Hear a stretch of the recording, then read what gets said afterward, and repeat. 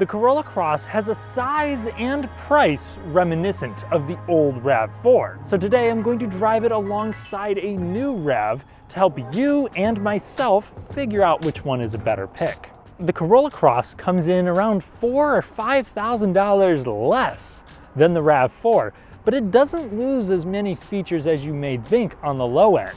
Both of the entry-level specs will have LED projector headlamps, color-keyed door handles, a little rear spoiler, and steel wheels with hubcaps. On each of these, if you don't get a base trim, you're going to have Toyota's Smart Key with proximity unlock and lock. Past that, the RAV4 does have some notable features, mainly on the top end. So you can get things like a 360 view camera. Fog lights will also come on most trims, whereas that's reserved for the top dog Corolla Cross. You will also get a power rear gate on a majority of RAV4s. LED taillights come on all, both of which are delegated to high trim Corolla Crosses only. When it comes to flavors, the Cross offers less variation than the RAV4. However, a hybrid option is on the way that brings with it some sporty trims, but the RAV has most of those specs too. A hot rod plug-in hybrid version, and a couple adventurous outfits, like the Adventure, the TRD Off-Road, or the new hybrid Woodland for 2023. Though from the videos I've seen, it's not really that good at tackling obstacles, and neither is the Corolla Cross. And to the Cross's defense, it has 8.1 inches of ground clearance, which is right there with the RAV4. Though the RAV4 does hold an advantage when it comes to all-wheel drive systems, and I'll talk about that soon. Briefly, if you enjoy fun, detailed car content without fluff, subscribe and hit the bell for notifications. It may seem small, but it's pivotal in helping me get more cars to review. Thank you. This is just my opinion, so tell me yours, but I think the RAV4's aesthetics are more distinct. It looks rugged, maybe has a stronger presence than the very straightforward Corolla Cross. I also think the exposed muffler of the Corolla makes it look like it's having a wardrobe malfunction. The interior of the Corolla Cross feels more like a fraternal twin to the Corolla than it does scaled down RAV4. Up front, I have a good amount of space. The center console here is narrow, so even though I'm 6'3", I have room here for my knees. There's not very many buttons, but all of the HVAC controls are physical. And you have an 8-inch infotainment system standard on all trims. It's Toyota's latest audio multimedia setup, and that is a new feature for the 2023 Corolla Cross. This comes with wireless Apple CarPlay and Android Auto as standard, along with 6 speakers, just like the RAV4. There's not a large amount of bass, there's not really a large amount of treble. You turn it up too loud, it's not very clear, but it's great to see tweeters here standard, even at the mid $20,000 price point. For the price, panel fitment is good. Materials here aren't too chintzy or too cheap in most areas. They have some little like fake stitching here and there. I like the two-tone look, but it's overall not that premium. Compare it to the latest competition from Honda and Mazda, and you would think that Toyota had a college short film budget. I drove an LE and an XLE last year, the latter of which gets Softex upholstery and a leather wheel, but even then, it's just There's not much to it, but if you've been wanting a refreshingly basic, affordable SUV, I think you will be pleased. And if you want to have a pleasant buying experience, let me recommend Royal South Toyota in Bloomington, Indiana, the friendly, community-focused dealership that's let me test drive various Toyotas over the years. Check them out and tell them thanks for me. And it's also not very techy. In here, you're just gonna have a multi-function display. On the XLE, you'll have a 7-inch larger display that actually comes standard on the low trims for the RAV4. Though even that cluster screen offers limited functionality. The infotainment is also very light. No home screen, adequate response time, good resolution, but the user setup is pretty frustrating. Same applies to the RAV4. And moving on to the seats, they're okay. If you want lumbar adjustment, you're gonna have to step up to the top XLE trim. I wish that support was a little bit better for my thighs here, but it's okay for my back and has present bolstering. It should fit a wide variety of body types. Plus, I think they leave my legs a little less achy than the RAVs. And while storage in here is okay compared to the larger SUVs like the RAV,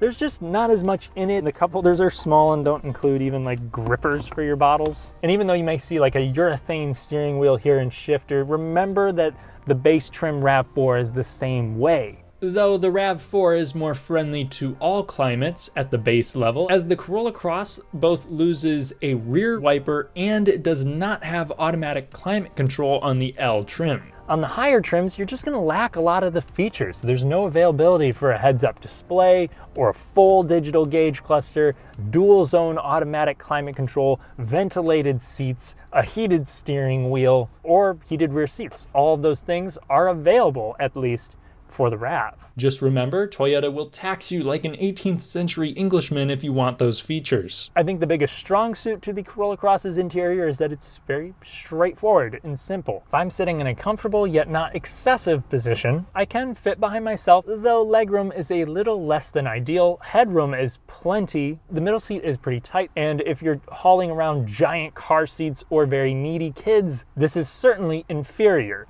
When it comes to the trunk, you actually have a pretty respectable amount of space, whether you go all-wheel drive or front-wheel drive, the latter of which has a little more volume due to differences in suspension type that I'll talk about here soon. Either way you go, it's a big box, but for a substantially bigger box, you may want to go RAV4. Basically, in all dimensions, the cargo area of the RAV4 is simply scaled up. I'm disappointed there are no trunk-mounted rear seat releases, but I forgive Toyota as the height and width make this undeniably helpful for a variety of SUV lifestyles, like people that buy too much furniture, or the folks that leave their outdoorsy gear in the car year-round despite using it maybe once. Instead of accepting that they don't need 2 life jackets at all times because they kayaked last year, they let their miscellaneous things eventually pool into the back seat. Thankfully, the RAV has plenty of space in the rear to compensate for their lack of sense. Even at my height, I can easily fit behind myself. Any car seat or kid you may have should be happy back there, though the cushions themselves and the actual position isn't exactly luxurious. Just like the Corolla Cross, you have rear vents standard. A rear armrest is also standard. Up front, outside of the more expensive features that I already mentioned, this does have a more premium feel. There's a lot more going on to it. It's got a more busy design. I think a lot of Toyota buyers, though, will rejoice with physical controls. You have big ones here with like a rubbery finish on the dials that makes it nicer, in my opinion, than the Corolla Cross. And the build quality and materials feel just one step ahead of the Corolla in most other ways too. There's also slightly more storage, better cup holders, more USB ports, and the availability for a bigger infotainment screen. The system itself is also introduced for 2023 in the RAV4. I find the seats in here to be very similar to the Corolla Cross, maybe a slightly different bottom support. The thigh support here just isn't overall that great, but my back is covered nicely. Lumbar adjustment will come on everything except for the base. However, the RAV4 has a much wider center console that protrudes on my knee room. I think the moment that you hop in between the two, even if it is a similar trim, the RAV4 does feel nicer. And when you drive them, you'll probably come to a similar conclusion. I'm behind the wheel of the 2023 Toyota Corolla Cross. It's got a 2-liter inline-4 with port and direct injection, like basically all other Toyotas at this point, and it makes a modest for the class, 169 horsepower. Though, of course, that is a peak number. In order to get it, you have to wring the thing out, which I'm not really going to do much of today.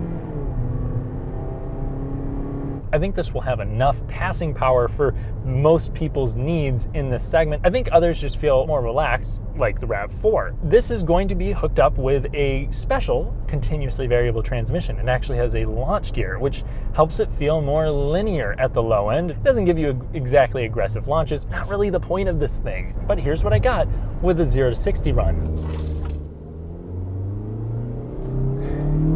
Now, no wheel spin whatsoever. I didn't even feel the front wheels slip. Though if you do want something faster, they do offer a hybrid variant. Toyota says the hybrid should do the deed in about 8 seconds flat. That's new for 2023. We'll see it in dealers later this year, probably spring or summer. It makes 194 horsepower. It's the 5th gen system that's also in the new Prius, and it comes standard with all-wheel drive. It also does feature the same 2-liter engine as its base power plant, and you'll have one drive motor up front and a separate motor around back that actually gives you the all-wheel drive. There's no driveline connecting the front and rear. This is going to be hooked up to an eCVT, which uses yet another motor to change the gear ratios on the fly. It responds quick and it lasts long. The upgrade cost for Toyota hybrids is usually under a couple grand too, but Toyota estimates it to be less efficient than the more powerful, larger RAV4 hybrid. In fact, the gas mileage of the non-hybrid RAV4 also holds its own against the Corolla Cross. Maybe it's because the 2-liter needs to work harder on the highway. I should note the 37 miles to the gallon combined number comes from Toyota, not the EPA, so that data will be released soon. I'll try to do a review on a Corolla Cross hybrid when I can get my hands on it.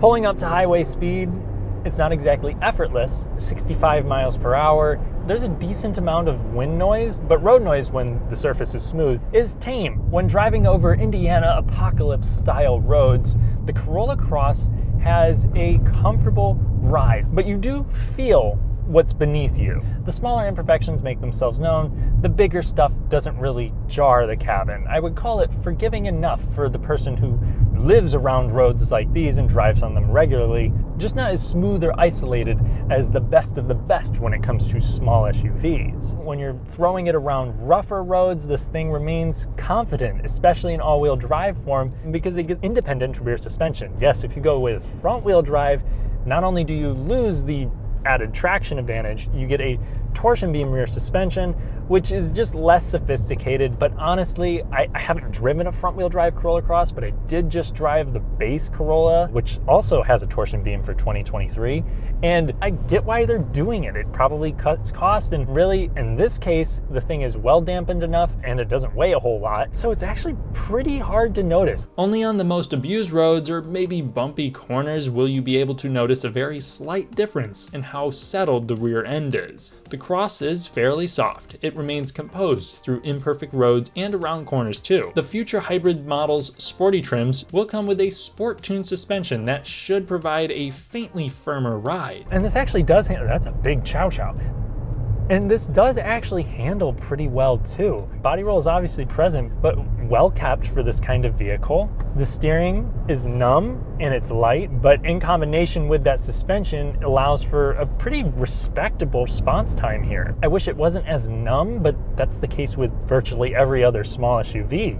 So I'm glad that it at least feels easy to chuck around tight corners. You also have good visibility that's just average for the class. The windshield is nice and large. You can see the hood, which I like. It kind of makes this thing feel a little bit beefier than it really is, but some may prefer bigger windows and maybe a closer windshield. I also think when we're comparing these two cars that Toyota doesn't place the same emphasis on off-roadiness here as they do with the RAV4, as you don't have any all-wheel drive modes. The system can only send 50% of torque to the rear and primarily operates as front-wheel drive, but quickly switches to all-wheel drive based on things like road conditions, incline, and wheel spin. The RAV implements the same fundamentals but adds different modes to tailor stuff like how much wheel spin it allows and how aggressive it is with the brakes to stop spinning wheels and redirect torque to the ones with traction, something the Cross just does. Interestingly, the RAV4 Adventure, TRD Off-Road, and Limited get a proper torque vectoring rear diff that works at any speed and should help it feel more confident on icy roads. The Adventure and TRD also gain a beefy alternator and an engine cooler that boosts the towing capacity well above other RAVs and the Corolla. But when it comes to off-road ability, a Forester still seems to outpace them. But I have driven a Corolla Cross through snow before, and it did a just fine job there. It just won't be adept at getting over obstacles. When it comes to safety, this has not been through the updated IIHS testing, but it aced all of the stuff that it went through. And the Corolla Cross comes with Safety Sense 3.0, which is Toyota's most refined version so far of adaptive cruise, lane tracing and assist, and autonomous braking. And a 3.0 specific feature is over-the-air updates. Setting off in the 2023 RAV4, the first thing I notice is the gear lever has a more substantial feel to it, and the whole car does as well. We'll start off with the powertrain, which is a 2.5-liter inline-4, making 203 horsepower. This is going to be hooked up with an 8-speed automatic transmission that really tries to shift early. You kind of have to prompt the thing if you want it to really downshift. This helps it get phenomenal gas mileage, but at times this makes it feel a little less refined. Though you can also get it in a hybrid, which I would recommend because it fixes that entirely. Again, gives you a very responsive powertrain. It's the same sort of, is that guy just pissing? Man, why is Indiana like this? He was definitely pissing. Anyway, the electric powertrain allows for a constant stream of power, even when you're not in the ideal part of the 2.5 liters torque curve. It also has the quick reacting eCVT and standard rear motor all-wheel drive. That setup makes 219 horsepower and actually gave me a 0 to 60 time of 6.9 seconds a while ago.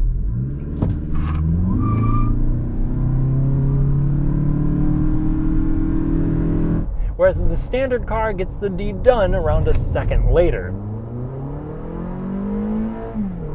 Decent performance off the line, making this more athletic than the Corolla Cross. And it definitely does have a noticeable advantage when it comes to passing power. Still, I don't think it's going to impress very many people, but if you live at a higher elevation, I think the RAV4 is the model I would go with. Now, pulling up to highway speed here around half throttle,